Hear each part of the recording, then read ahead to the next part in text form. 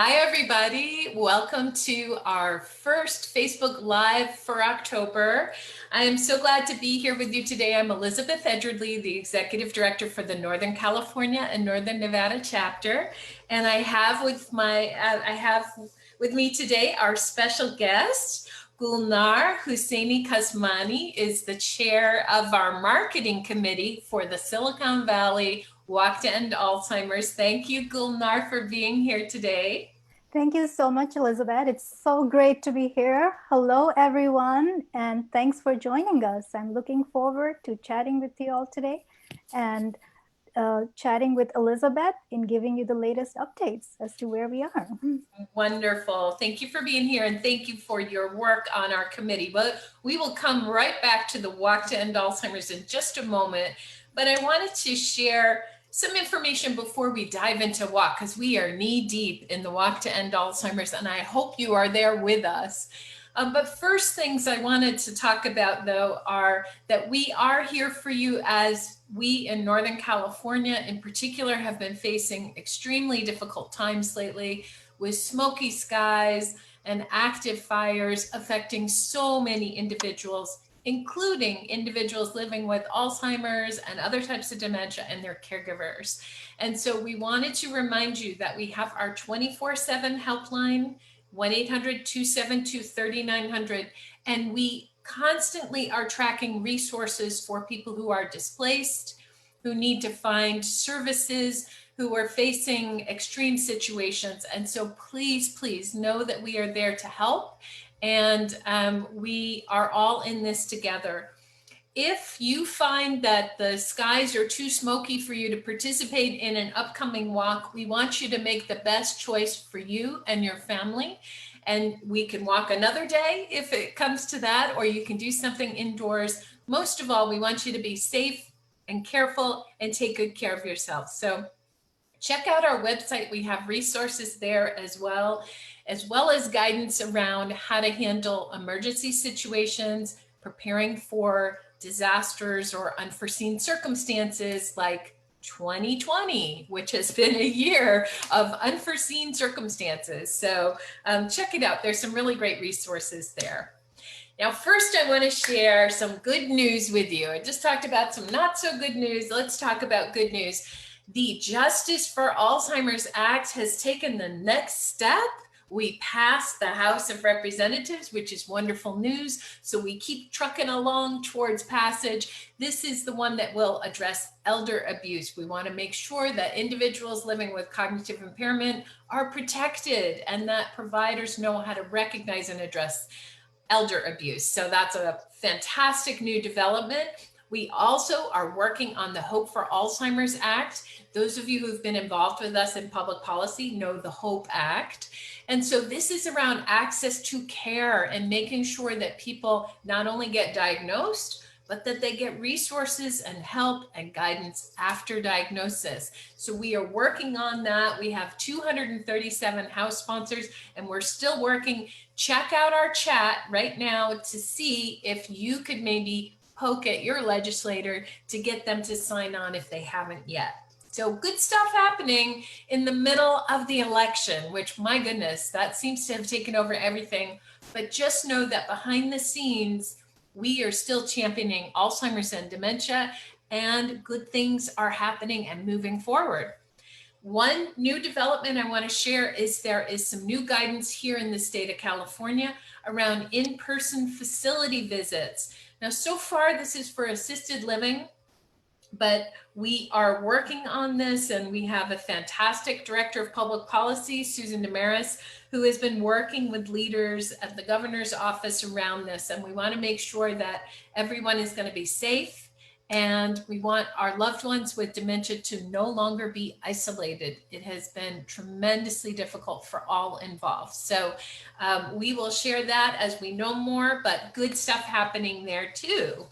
So welcome, everybody. If you're just joining us, I'm Elizabeth Edgerly, the Executive Director for the Alzheimer's Association, and I have with me today a special guest, Gulnar Husseini Kasmani, who is a fabulous Walk Committee member, and we are going to now talk about the Walk to End Alzheimer's. So Gulnar, what does this whole notion of walk is everywhere even mean? What does that mean? Yeah, first of all, let me tell you, I'm so glad to be here today. And thank you for letting me come here to talk about this year's walk, which is so special and is everywhere. So, the reason that we are calling the walk is everywhere is because, while we're in the middle of pandemic, wildfires, and political and social unrest, Alzheimer's is not going away. We still want to be visible, we still want to raise awareness, and we still want to fight and raise funds to eventually bring cure for this disease that currently doesn't have one. So we continue to make ourselves visible and do so in as safely as we can given the situation that we're in.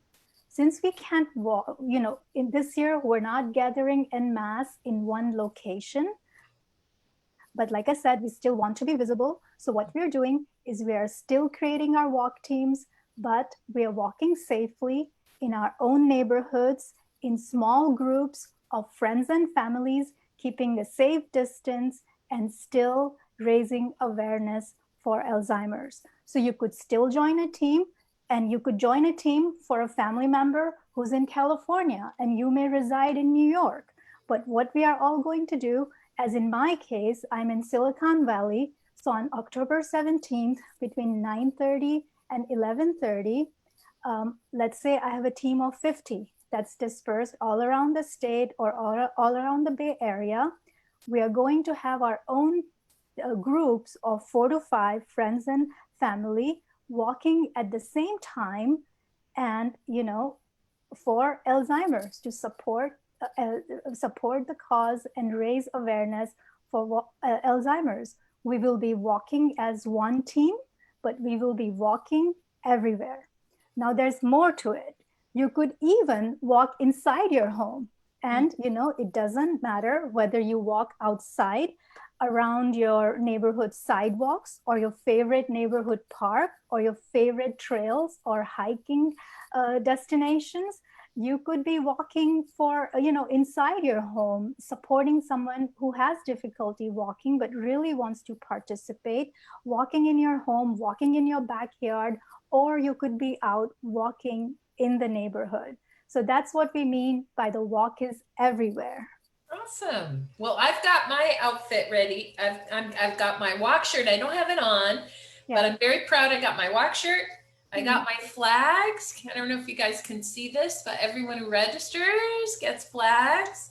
And of course, I've got my annual outfit of my little antennae. So, we want to make sure, at least for our team, that we don't just look like we're having a regular stroll, but we're having a special stroll, a walk to end Alzheimer's. Yeah.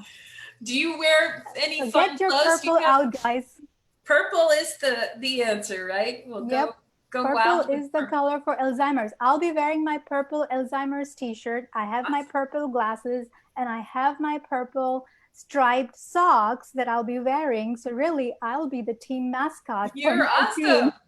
That's great. It's so fun. I mean, sometimes I have to say, when we think about Alzheimer's and dementia, we don't really think about a joyous experience, right? But for the walk to end Alzheimer's, I have to say there is a lot of joy and solidarity in taking part in the walk to end Alzheimer's, both because we get all into it and we wear a lot of purple and we're with family and friends, but also because we are joining together because we know it could be different. And as you said, we're trying to find effective treatments and better care for people. So now we have some walks coming up. Let me go over what we've got here. So this is a big walk weekend coming up on the 10th. We have Chico, Humboldt County, Solano County, and Sonoma-Marin. So major walk weekend this weekend.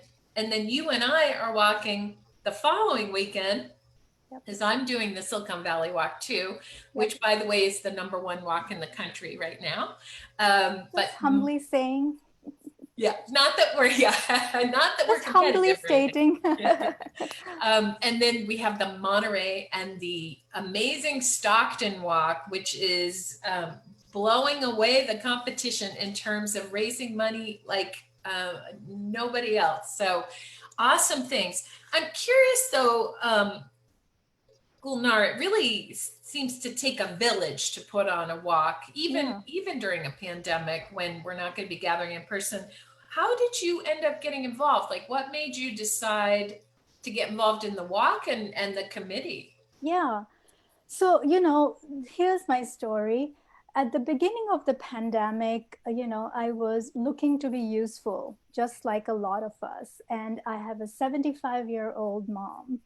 So, my thoughts naturally turned towards seniors as to how they would be, the most vulnerable citizens during these times, how they would be faring during these times.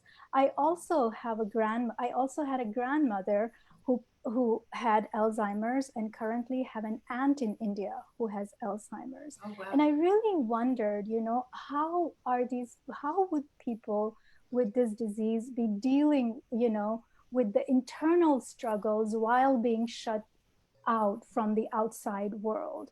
And I really wanted to focus on doing something for this population. Initially, I had signed up for Californians for All, which matches volunteers to various organizations that may have a need. And I saw a need with Alzheimer's. I originally signed up with the intent to, raise community awareness and educate people about Alzheimer's and the resources that would be available. And I just got, picked up, or rather, I would say, Deb Anderson, the director You were for the recruited. senior, took a chance on me and asked me to take on the role of the chair for the marketing committee. And let me tell you, I'm so glad I did. I'm so honored with the work that I'm doing and the awesome team of volunteers who are so motivated in keeping this cause going and doing the work even during these challenging times. Oh, So that's how I wonderful. came about. Yeah. We're so lucky. I loved hearing your story, that you really wanted to do something and make a difference. And what's so great is that that's true for all of our volunteers. I think they're all there because they see the possibilities, and we're so grateful that you're involved in the walk because it's our single largest event across the country. It's often the first way that people get to know about the Alzheimer's Association and our care and support and our public policy and really everything. So it's kind of the gateway into learning more and also mobilizing the community to address this issue. So that's Absolutely. Yeah. wonderful. Yeah. So I'm curious, how has it been, with regards to the committee, given that we are now in this completely different world in the Mhm. middle of a pandemic, how has the committee kind of changed a bit and adapted? Yeah. So, this is we are working during challenging times, and I have to say, people who join the committee really want to make a difference. They are really motivated. And so, that was the easy part. People really want to help, and then, from there, we kind of adapted and pivoted just like everybody else. It was difficult to not be able to see people in person and plan over cookies and baked goods and things like that. But we did some fun stuff, like we collaborated online. We looked into and brought in a lot of collaboration tools like Zoom, Meet, Slack, and Google Sheets and Google Drive. A lot of collaboration happened online. We have an amazing group of volunteers. We have like 3 or 4 right out of college graduates, who majored in marketing and who did wonderful job coming up with our social media marketing and posts. We have some They're so really talented. cute. They're Yeah. so cute, those posts. I love them. Yeah, yeah. And then we have some really talented people with artistic skills in photography, and one person who's worked on the TV media side. So yeah, and one of the things we're really proud of is our mascot. His name is Al. And what Al did when people couldn't go out, just to give them ideas about walk ideas, he went around the various landmarks in our region, and just to let people know, and stir up ideas on where they could be walking safely. Wonderful. And then we've done a lot of local outreach, and so we've done everything one would. It has been a little bit challenging, but we have overcome by distributing, motivating each other, and we have just like everybody else done things virtually. So Yeah. I think we've done well. And once again, to humbly state, we are the number one walk in the chapter right now. Awesome. Let me see. I know we want to start talking about specific walks, but let me just ask you a couple more questions, and then Yeah, we'll move on.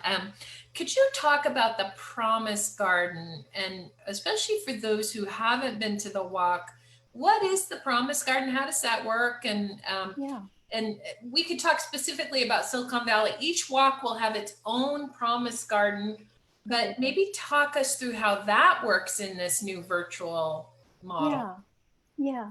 So, traditionally or generally in usual, in normal times, when on walk day, there is usually, the walk gets kicked off with a ceremony, an opening ceremony, during which, they introduce each of the colors of the flowers and what they represent. Do we want to go through what the color?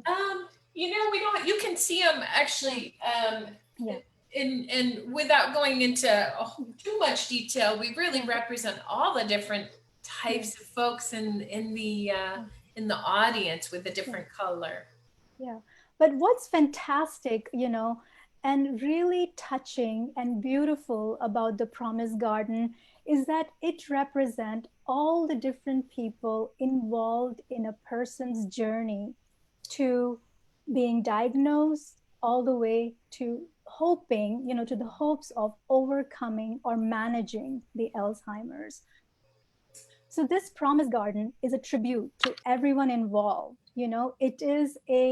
It symbolizes solidarity, it symbolizes positivity, and ultimately hope to finding, to getting to the first survivor. So it is a beautiful representation of the people and the work involved. It's a tribute to those battling it, and it's also a beautiful visual for all of us to go view and admire and be inspired by all the work that we're doing to getting to that first survivor.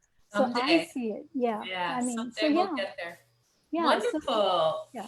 Well, I can tell you, I just filmed the Promise Flower ceremony for Silicon Valley, so Can't wait to see it. it's a good one. And while this year we recognize we're not able to give everybody the actual flowers like I have in my background, it turns out they do not mail well.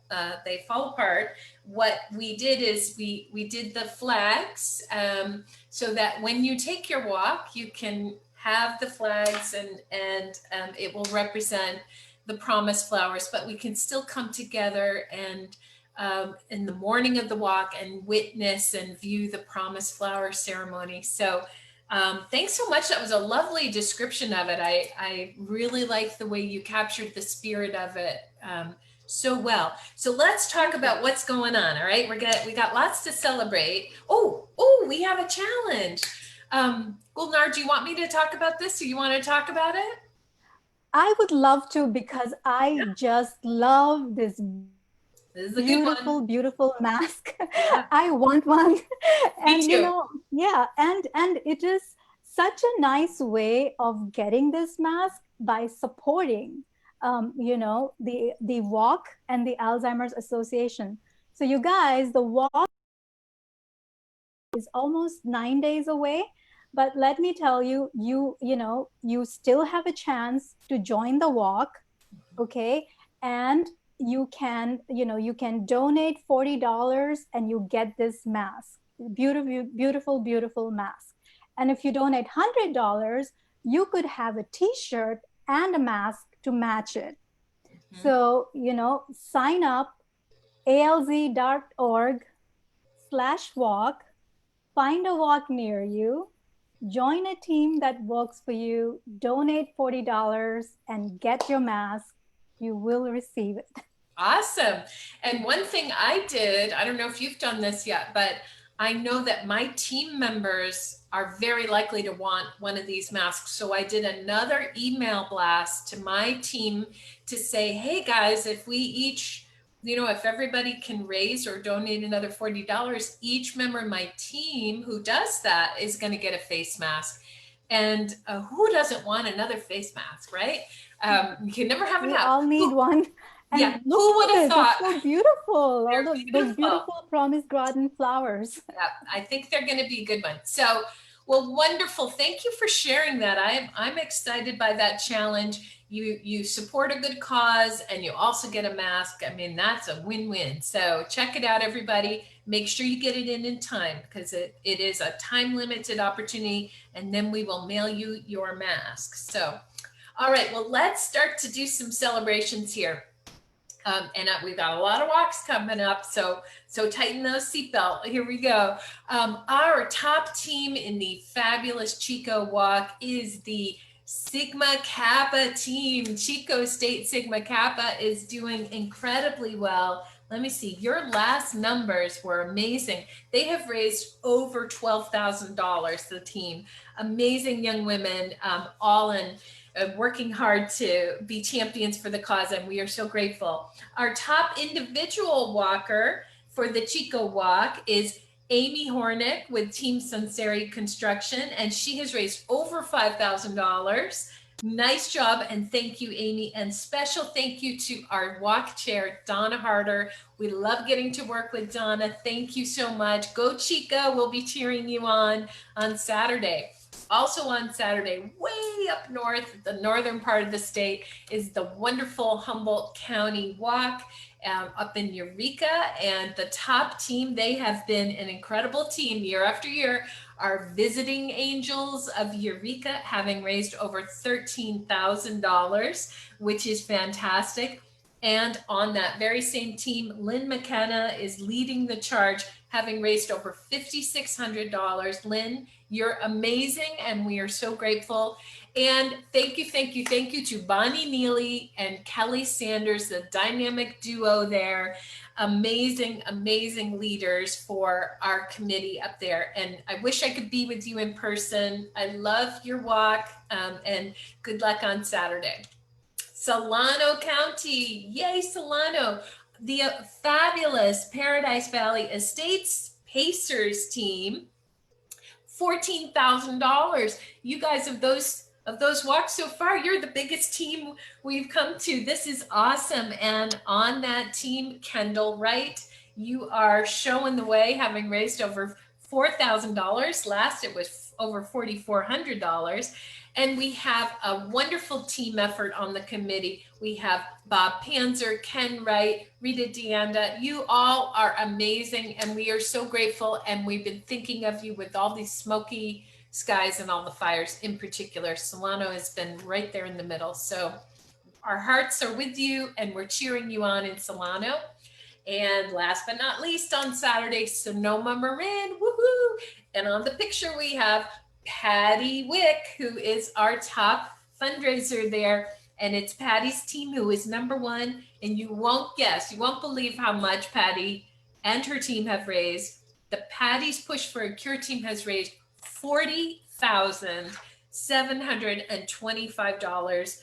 And Patty herself represents over 40,000 of that. I mean, she is amazing. And we are so grateful to Patty and that team and everybody in Sonoma-Marin. I want to especially thank our committee leadership, Chris Anderson and Diane Brethout. Thank you both, and thank you to the whole committee. And again, Sonoma-Marin, we are all thinking of you. We know it's been maybe some sleepless nights, some scary times, some people evacuated, and even people losing homes up in the Santa Rosa area. So thank you for everybody who's joining in on this fight, and we wish you all the best on Saturday. Now, the next weekend, we have a lot of walks coming up. Monterey, top team Part the Cloud, and Paula Robichaud. Thank you, Paula, for joining in on the Walk to End Alzheimer's this year. And the Part the Cloud team has raised $6,300, over $6,300, and Paula has raised over $5,300 of that. Thank you so much for getting involved in the Monterey Walk. We are thrilled to have you. And thank you to our committee chair, Amy Kuda. Amy has been wonderful. This has been such a challenging season, and we're so grateful for her leadership, and everybody on the committee in Monterey. Beautiful area to walk in. Good luck on Saturday. Next Saturday. And the Silicon Valley Walk, woo, #1 in the country. Not that we're competitive or anything, but, and our top team, and the top team, I believe, in maybe not the top team in the country, but could be the top team in the country, is, it is the top team in the country, are the Poppies with the team captain of Vicky Patel. Together, they have raised over $750,000. Amazing, amazing effort and contributions by this team. We are so grateful for Vicky and the Poppies and all they are doing.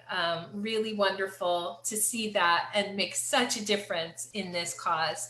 And we want to thank our committee leaders, Zach and Cheryl, Zach Raymond, Cheryl James. Thank you. And thank you, Gulnar, for being part of that committee. We're so grateful to the Silicon Valley Committee and really excited about seeing everybody out in the streets of the Bay Area on October 17th. And last but not least on my list is Stockton. Oh my goodness. Stockton has been the talk of the country because we've all been struggling, I will admit, to raise the money that we had hoped to.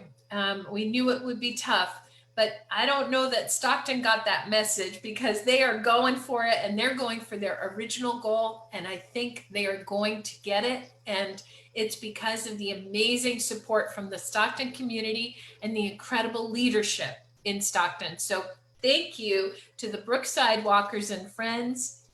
My goodness, you guys are just burning things up. I'm trying to find my numbers.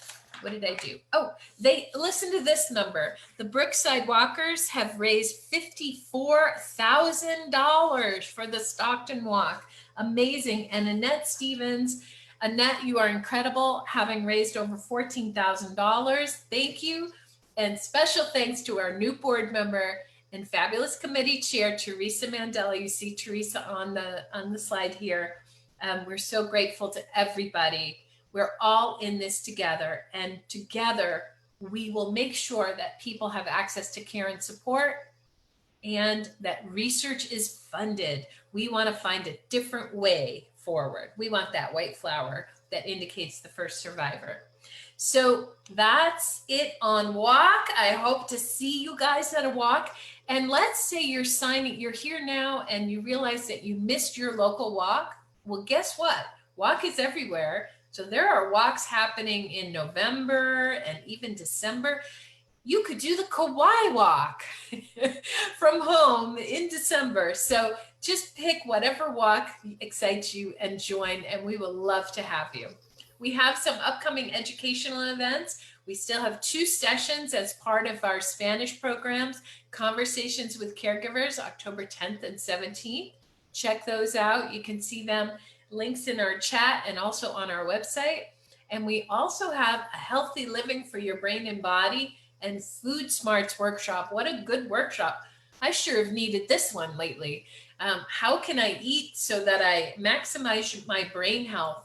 And what can I be doing? Let me tell you, one thing we could do is exercise. Consistent exercise is almost like a magic pill for your brain. So we also have a conference coming up on November 7th, our Alzheimer's Caregiver and Wellness Conference. And last but not least, one of our annual African American Alzheimer's forums will be offered on November 14th. So these are all virtual. So you can access this from anywhere, and we invite you to join in so you can learn something new and share it with others too, so they know where to turn for help. So our next live event will be in Spanish on October 15th. And so check that out. Let your friends know, let anyone who would like to join in Spanish know that they can do that. We'd love to have you join. And our next one in English will be October 22nd at 2:30. So check us out on Facebook.com at Alzheimer's California. And what a cute little dog wearing a champion's medal. I love it. Gulnar, thank you so much for everything you're doing. I am so appreciative of your leadership on the Silicon Valley Walk Committee, and thank you for joining us here today. It's a pleasure, and thank you for having me. Wonderful. Thank you, everybody. See you next